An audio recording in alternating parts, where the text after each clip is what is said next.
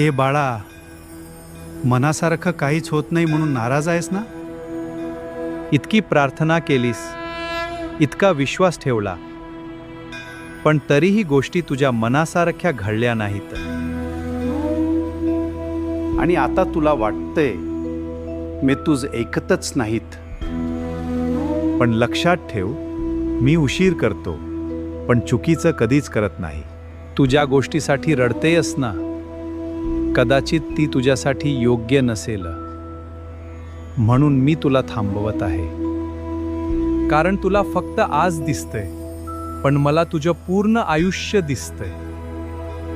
म्हणून नाराज होऊ नकोस, माझ्यावरचा विश्वास सोडू नकोस. आज वेळ कठीण आहे, पण कायमची नाही.